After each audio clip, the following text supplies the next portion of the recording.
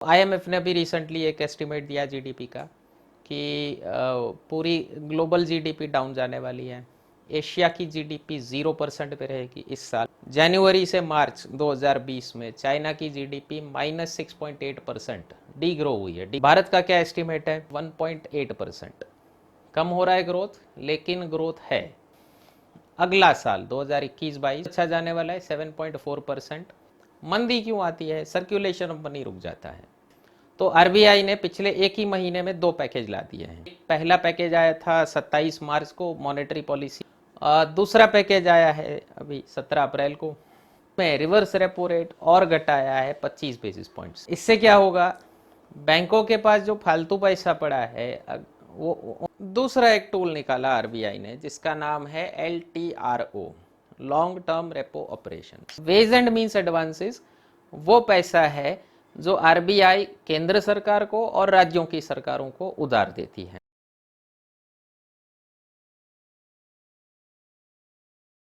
नमस्ते मित्रों, कोरोना के चलते लॉकडाउन चल रहा है। मैं भी घरी से शूट कर रहा हूँ, आप लोग भी घरी पे बैठे होंगे। क्लासरूम वाली स्टूडियो लाइटिंग नहीं दे पा रहा, उसके लिए क्षमा चाहता हूँ। लाइटिंग क्वालिटी थोड़ी एडजस्ट कर लीजिएगा। आज डिफरेंट एंगल से शूट कर रहा हूँ पिछले सती वाले लेक्चर के मुकाबले। देखते हैं, ट्राई करते रहेंगे कुछ ना कुछ आपके लिए। आज हम क्यों इकट्ठा हुए हैं? कोरोना पे कोई न्यूज़ नहीं देने वाला, मेडिकल एक्सपर्ट नहीं हूँ। आज हम इकट्ठा हुए हैं कोरोना के चलते, लॉकडाउन के चलते जो इकोनॉमिक क्राइसिस हुई है उसको डिस्कस करने के लिए। तो उसका इकोनॉमिक एंगल क्या हो रहा है? लॉकडाउन के चलते करीब 40 दिन बिजनेस बंद रहेंगे। 40 दिन माने 365 दिनों में से अगर 40 निकालो तो करीब करीब साल का 9वां हिस्सा हो गया, 1/9। और करीब करीब 11% की प्रोडक्शन हमारी डैमेज हो जाएगी। तो उसके चलते जीडीपी काफ़ी डाउन होगी। तो आईएमएफ का एक एस्टिमेट आया हुआ है जीडीपी का। बहुत सारी एजेंसीज, ग्लोबल एजेंसीज जीडीपी का एस्टिमेट देती रहती हैं कि क्या रहेगा अगले साल का जीडीपी। तो वर्ल्ड बैंक देती है, आईएमएफ देती है, अपनी आरबीआई भी देती है। तो आईएमएफ ने भी रिसेंटली एक एस्टिमेट दिया जीडीपी का कि पूरी ग्लोबल जीडीपी डाउन जाने वाली है। एशिया की जीडीपी 0% पे रहेगी इस साल। चाइना की जीडीपी साल की पहली तिमाही, पहले क्वार्टर की चाइना की जीडीपी का फिगर आ चुका है। जनवरी से मार्च 2020 में चाइना की जीडीपी -6.8% डी ग्रो हुई है। डी ग्रो हुई है माने श्रिंक हुई है, कम हुई है। भारत का क्या एस्टिमेट है? भारत का एस्टिमेट दिया है 4.8 से लेके 5%, अलग अलग एजेंसीज ने दिया हुआ है 2019-20 का। यानी अपना फाइनेंशियल ईयर 1 अप्रैल से शुरू होके 31 मार्च को ख़त्म होता है। तो इस साल का भारत का जीडीपी रहेगा 5% प्लस पॉजिटिव। 2020-21 जो अब शुरू हुआ है 1 अप्रैल से, उसका क्या प्रोजेक्शन दिया आईएमएफ ने? 1.8%। कम हो रहा है ग्रोथ, लेकिन ग्रोथ है। बाकी दुनिया का क्या है? चाइना का है 1.2%, और बाकी सब देश तो माइनस में जाने वाले हैं। अमेरिका, जापान वगैरह सब माइनस में जाने वाले हैं। और एक और बड़ी बात, G20 इकोनॉमीज़, जो कि दुनिया की 20 सबसे ज़्यादा डेवलपिंग इकोनॉमीज़ होती हैं, उनमें भारत का ग्रोथ रेट हाईएस्ट रहने वाला है 1.8%।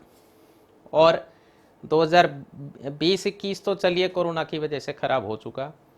21-22 का क्या प्रोजेक्शन है? 21-22 के लिए आईएमएफ ने ग्रोथ रेट प्रोजेक्शन दी है 7.4%, भारत का 7.4%। माने इसको वी शेप ट्रेजेक्ट्री कहा जाता है। पहले डाउन होगा ग्रोथ और फिर धड़ाम से ऊपर होगा।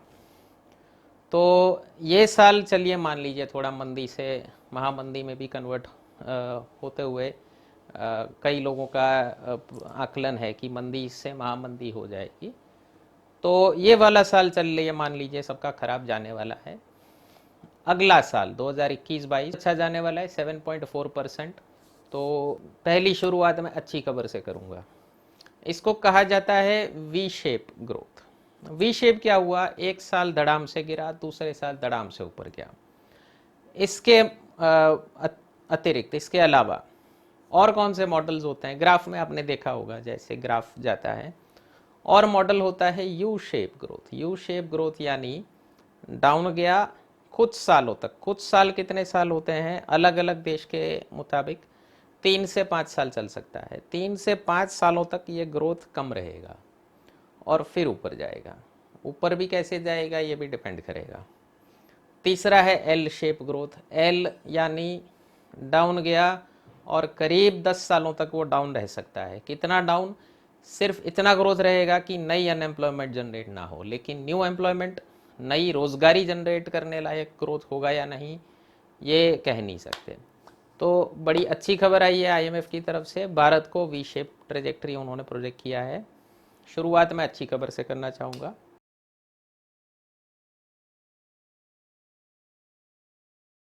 तो सारी बातों का निचोड़ यह है कि मंदी है।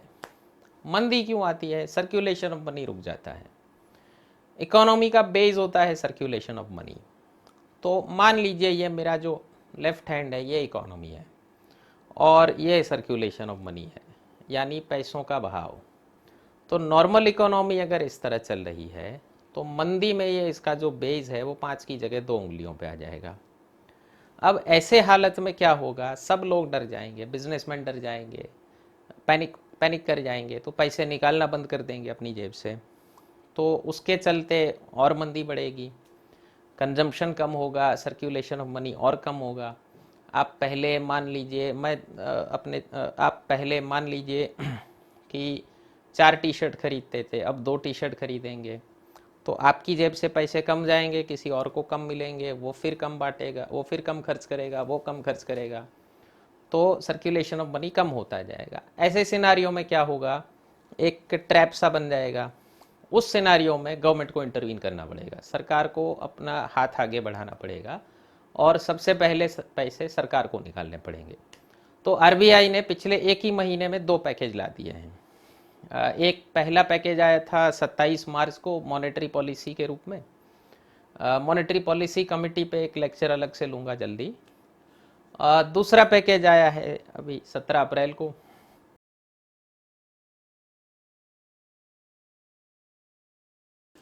तो क्या है ये पैकेज, 2 पैकेज इशू किया आरबीआई ने। 27 मार्च को अपनी मॉनेटरी पॉलिसी में आरबीआई ने रेपो रेट घटा दिया था।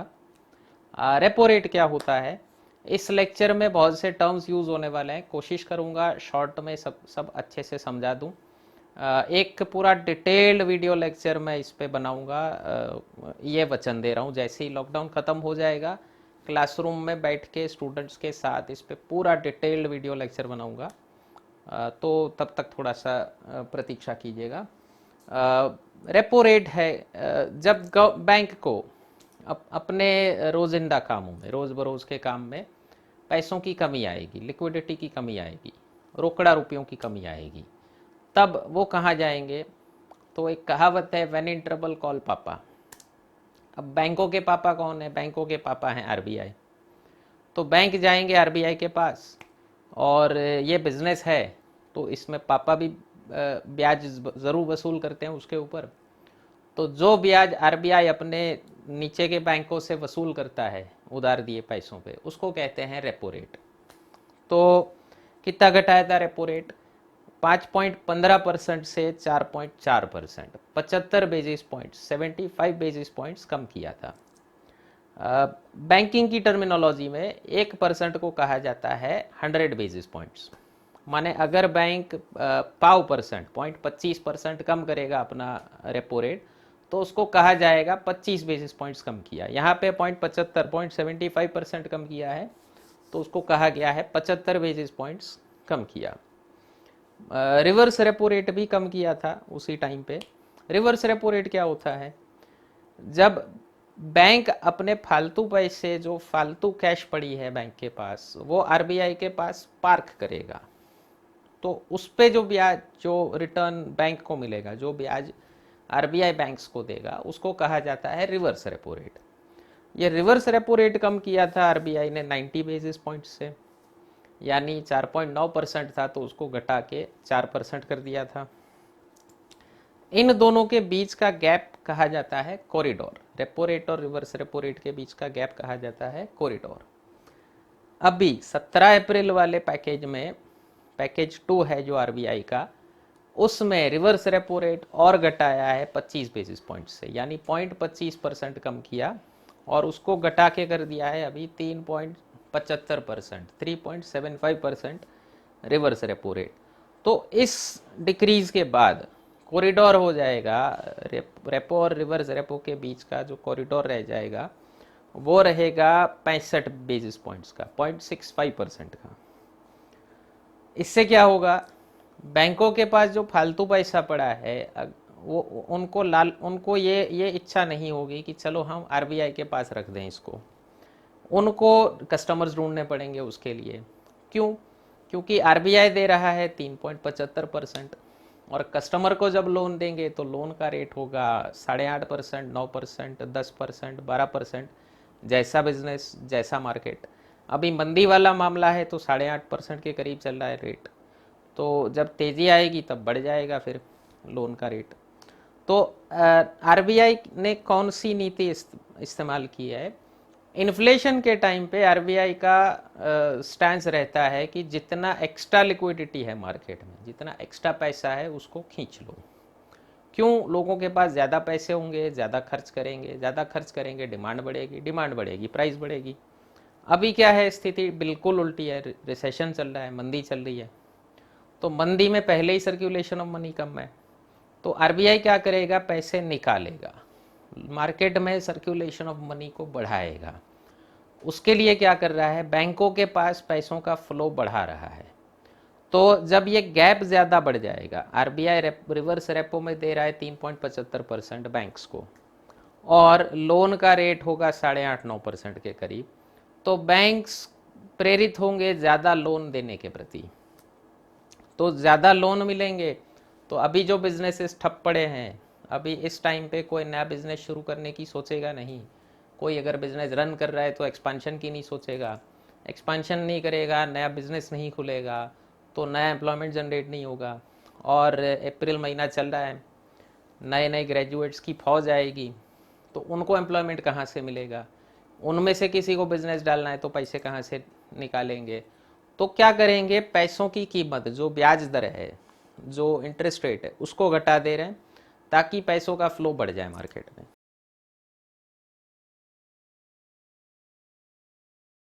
दूसरा एक टूल निकाला आरबीआई ने जिसका नाम है LTRO, long term repo operations. क्या है ये LTRO? मंदी तो इंडिया में करीब पिछले 1-1.5 साल से चल रही है, रिसेशन चल ही रहा है। इस साल का जीडीपी ग्रोथ रेट बता रहा है 5% के करीब है। इंडिया के लिए 5% यानी खराब है। 7-7.5% इंडिया के लिए अच्छी स्थिति है, 5% खराब स्थिति, रिसेशन कहा जाएगा। बाकी देशों के लिए 1.5% भी अच्छी स्थिति हो जाती है। तो इस मंदी को रिवाइव करने के लिए आरबीआई ने पिछले 1 साल में अपना रेपो रेट करीब 130 बेसिस पॉइंट्स तक, 1.3% तक कम किया था। लेकिन बैंकों ने क्या किया? बैंक भी ज़्यादा स्मार्ट निकली। उन्होंने आरबीआई से तो कम रेट पे पैसे लिए, लेकिन अपने कस्टमर को वो फ़ायदा डाइवर्ट नहीं किया, माने लोन का रेट नहीं घटाया सामने।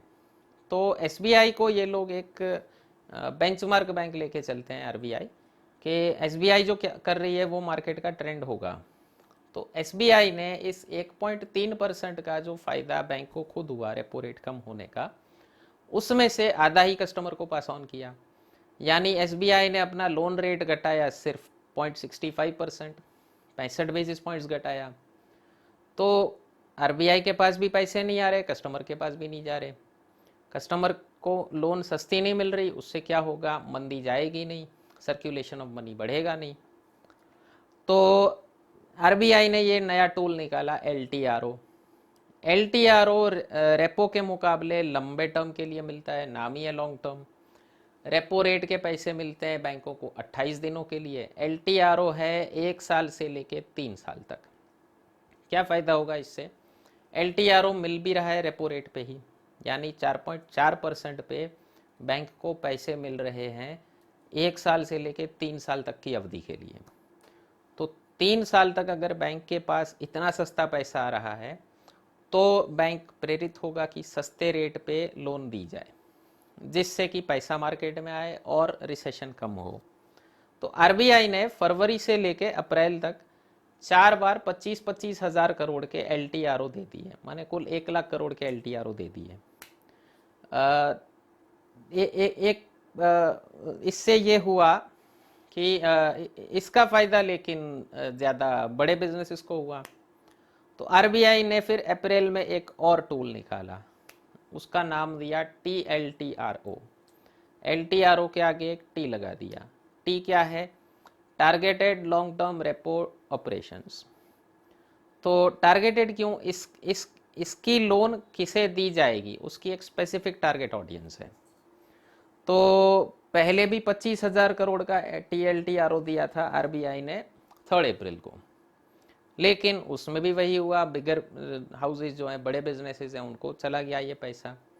17 अप्रैल को जो TLTRO दिया है उन्होंने, वो है 50,000 करोड़ रुपए का, और उसमें एक कंडीशन दी है आरबीआई ने कि ये जाएंगे केवल लघु उद्योगों को, यानी कि छोटे बिजनेसेस को। तो इस 50,000 करोड़ का बाइफर्केशन किया आरबीआई ने। 25,000 करोड़ जाएंगे नाबार्ड को, फुल फॉर्म है national bank of agricultural and rural development. NABARD क्या है? रीजनल रूरल बैंक्स जो कही जाती है, ग्रामीण बैंक जो कही जाती है, कोऑपरेटिव बैंक्स वगैरह, उनकी समझ लीजिए आरबीआई है नाबार्ड। तो नाबार्ड ये पैसा देगी ग्रामीण बैंकों को, कोऑपरेटिव बैंकों को। ये पैसा जाएगा ग्रामीण क्षेत्र में, खेतीबाड़ी वगैरह में। 50,000 करोड़ में से 15,000 करोड़ दिए हैं सिडबी के लिए। सिडबी का फुल फॉर्म है small industries development bank of India. ये लघु उद्योगों को लोन देती है। लघु उद्योग यानी जिनकी 10 करोड़ से कम इन्वेस्टमेंट है उनको। तो छोटे बिजनेसेस और अगर खेती बाड़ी, इन दो सेक्टर्स को आप जोड़ लो तो इंडिया की करीब 80% पॉपुलेशन इंक्लूड हो जाएगी। तो इसीलिए इसको टारगेट किया गया इस बार। और जो बचे 10,000 करोड़, उसको आरबीआई ने कंडीशन लगाई है कि वो दिए जाएंगे NHB को, नेशनल हाउसिंग बैंक को। नेशनल हाउसिंग बैंक इसको फर्दर अलॉट करेगा HFCs को। HFCs होते हैं हाउसिंग फाइनेंस कॉरपोरेशंस। ये क्यों? कोरोना के लॉकडाउन के चलते रियल एस्टेट को बहुत बड़ी मार पड़ेगी। माने ऐसी स्थिति में कोई घर खरीदने, दुकान खरीदने तो जाएगा नहीं, तो उनको थोड़ी लिक्विडिटी मिल जाए लोगों को हाउसिंग लोन वगैरह में, तो रियल एस्टेट सेक्टर भी काफ़ी अच्छे से डेवलप हो जाए। और रियल एस्टेट इंडिया में बहुत बड़ा एम्प्लॉयमेंट जनरेटिंग सेक्टर है, मानी काफ़ी बड़ी मात्रा में रोजगार देता है रियल एस्टेट।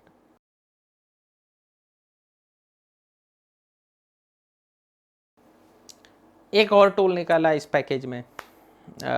पुराना टूल है, उसको थोड़ा सा ज़्यादा धारवार घिस विस के उतारा है मार्केट में। उसको कहा जाता है WMA, ways and means advances.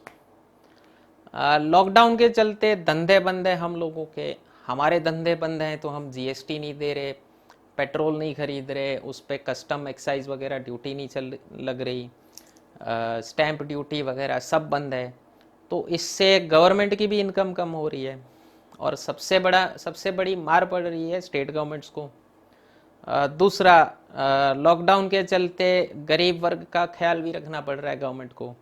तो एक्स्ट्रा राशन, एक्स्ट्रा चीज़ें जो दे रही है गवर्नमेंट, उसके ऊपर भी गवर्नमेंट को काफ़ी बड़ा खर्चा पहुंच रहा है। तो सरकारी तिजोरियां खाली हो रही हैं, होंगी भी। ये वाली जो मंदी है, इसको कंपेयर किया जा रहा है 1929 के ग्रेट डिप्रेशन से, वर्ल्ड वॉर 2 के पहले जो महामंदी आई थी उसके साथ कंपेयर किया जा रहा है कि कहीं उतना खराब स्वरूप ना ले लिए। तो आशा करते हैं सब जल्दी ठीक हो जाएगा। तो तिजोरियां तो खाली होंगी गवर्नमेंट की, तो स्टेट गवर्नमेंट्स भी डिपेंडेंट है पैसों पे। तो वेज एंड मीन्स एडवांसेस वो पैसा है जो आरबीआई केंद्र सरकार को और राज्यों की सरकारों को उधार देती है। किस रेट पे देती है? रेपो रेट पे, यानी कि 4.4% पे। कितने समय के लिए मिलता है ये? 90 डेज के लिए, 3 महीनों के लिए ये उधार आरबीआई स्टेट गवर्नमेंट और सेंट्रल गवर्नमेंट को देता है। बदलाव क्या हुआ? 2 इंस्टॉलमेंट्स में आरबीआई ने वेज एंड मीन्स एडवांसेस को 30-30% तक बढ़ा दिया। यानी एक बार 30% बढ़ाया था 1 अप्रैल को, और दूसरी बार 30% बढ़ाया है अभी 17 अप्रैल को। यानी राज्यों को जो उधारी मिल रही है आरबीआई से वो बढ़ जाएगी करीब 60% तक। कितना पैसा होता है ये? पिछली बार पिछले साल में 2019-20 में सेंट्रल गवर्नमेंट को अप्रैल से लेकर सितंबर तक के 6 माही में, जो आधा वर्ष हुआ पहला फाइनेंशियल ईयर का फर्स्ट हाफ, उसमें आरबीआई ने सेंट्रल गवर्नमेंट पे लिमिट लगाई थी 75,000 करोड़ की, 75,000 करोड़। इस साल वो बढ़ा के कर दी है 1,20,000 करोड़। राज्यों को वो पैसे दिए गए थे 32,225 करोड़, 32,225 करोड़। ये आंकड़ा ध्यान से लिख लीजिएगा। अगर आप स्टेट पीसीएस की प्रिपरेशन कर रहे हैं, आईबीपीएस वगैरह की प्रिपरेशन कर रहे हैं, तो ज़रूर पूछा जा सकता है। यूपीएससी में स्टेट्स का आंकड़ा पूछने की चांसेस कम है। उसको बढ़ा के कर दिया है आरबीआई ने इस साल 51,560 करोड़, 51,560 करोड़ इस साल मिलेगा। बहुत बड़ी अमाउंट नहीं है। राज्य सरकारें ज़्यादा खुश भी नहीं है इससे। पंजाब गवर्नमेंट ने कहा है कि इसको बढ़ाने की जगह आप हमें फिस्कल डेफिसिट बढ़ाने की छूट दे दें तो अच्छा रहेगा। फिस्कल डेफिसिट क्या होती है? बजट में सरकार का एक्सपेंसेस माइनस इनकम, खर्च माइनस आमदनी, उसको कहा जाता है फिस्कल डेफिसिट। तो उसमें एक लॉ है अपना FRBM act, fiscal responsibility and budget management act. Budget के लेक्चर में मैंने डिटेल में डिस्कस किया था इस लॉ को। अगर नहीं देखा हो लेक्चर तो ज़रूर देख लीजिएगा। बजट आपके राइट साइड पे लिंक आ रही होगी। बजट का लेक्चर वैसे भी देखना चाहिए, क्योंकि पूरी इकोनॉमी रिवीजन हो जाती है 1 सवा घंटे के लेक्चर में। तो इस लॉ में एफआरबीएम एक्ट में गवर्नमेंट ने लिमिट लगाई है कि किसी भी सरकार की फिस्कल डेफिसिट 3% से ज़्यादा नहीं हो सकती। तो स्टेट्स डिमांड कर रहे हैं कि इस 3% को बढ़ा के 5% कर दो, ताकि हम आराम से खर्च कर सकें उधारी लेके, चाहे आमदनी के मुकाबले खर्च बढ़ रहा हो, तो हमें अपनी जनता को विकास के कामों को डिलीवर करने में दिक्कत ना आए। इस लॉ का उपयोग गवर्नमेंट कर भी सकती है। एफआरबीएम एक्ट का खर्चा ज़्यादा हो रहा है, स्टेट गवर्नमेंट का, सेंट्रल गवर्नमेंट का, सभी का खर्चा ज़्यादा हो रहा है। तो गवर्नमेंट एफआरबीएम एक्ट का एक क्लॉज उपयोग करके आरबीआई के पास कुछ राष्ट्रीय इमरजेंसी में, कोई नेशनल इमरजेंसी हो जाए, जैसे कि वॉर या फिर नेशनल कैलेमिटी, जो कि कोरोना बन चुका है नेशनल कैलेमिटी, तो उन स्थितियों में अपनी फिस्कल डेफिसिट को कम करने के लिए गवर्नमेंट आरबीआई के पास से एक्स्ट्रा पैसे मांग सकती है। देखते हैं आने वाले दिनों में ये होगा या नहीं। दूसरा, वेज एंड मीन्स एडवांसेस पे स्टेट्स ओवरड्राफ्ट भी ले सकते हैं। ओवरड्राफ्ट क्या होता है? आपकी जो लिमिट दी गई है उससे भी ज़्यादा पैसे विड्रॉ करना, उसको कहा जाता है ओवरड्राफ्ट। ओवर ड्रॉ यानी निकालना, ओवर यानी ज़्यादा। इस ओवरड्राफ्ट का रेट होता है रेपो रेट से 2% ज़्यादा। यानी अगर अभी राज्य वेज एंड मीन्स एडवांसेस पे पैसे ले रहे हैं तो उनको रेट पड़ेगा, इंटरेस्ट रेट चुकाना होगा 4.4%। ओवरड्राफ्ट लिया तो 6.4%। इसमें भी एक छूट दी है आरबीआई ने स्टेट गवर्नमेंट्स को। ओवरड्राफ्ट की लिमिट पहले हुआ करती थी 14 दिन की, इस लिमिट को बढ़ा के कर दिया है 21 दिन। यानी वेज एंड मीन्स एडवांसेस के ऊपर जो पैसे ले रहे हैं उसको भी और 21 दिनों तक खर्च कर पाएंगे स्टेट्स। तो ये पूरा सारा तामझाम था जो आरबीआई ने किया हुआ है। एक और चीज़, छोटी मोटी चीज़ें जो नियम लाए हैं अभी आरबीआई ने, सभी बैंकों को अपने डिविडेंड इश्यू करने पे अभी टेम्पररी होल्ड कर दिया है। माने टेम्पररीली उनको बोला है कि डिविडेंड अभी इश्यू मत कीजिए। डिविडेंड होता है, आपने अगर अपनी बैंक के शेयर्स खरीद रखे हैं तो उस पे जो प्रॉफिट का एक हिस्सा मिलेगा आपको, उसको कहा जाता है डिविडेंड। क्या फ़ायदा होगा इससे? डिविडेंड के पैसे शेयर होल्डर को मिलने ही हैं, लेकिन थोड़े से लेट मिलेंगे तो शेयर होल्डर के पास जो डिविडेंड आएगा वो कुछ हज़ारों में होगा। उसकी जगह बैंक अगर किसी बिजनेस को लोन दे पाए तो वो बिजनेस फर्दर एम्प्लॉयमेंट जनरेट करेगा। शेयर होल्डर आपका डिविडेंड से एम्प्लॉयमेंट जनरेट नहीं करने वाला। तो सारे स्टेप्स ऐसे उठाए गए हैं कि रिसेशन को कम किया जाए। तो ये था पूरा आज का इकोनॉमिक सिनारियो कोविड-19 का। कोई क्वेश्चन हो कमेंट सेक्शन में पूछ सकते हैं। अगला वीडियो किस विषय पे देखना है वो भी कमेंट सेक्शन में लिख सकते हैं।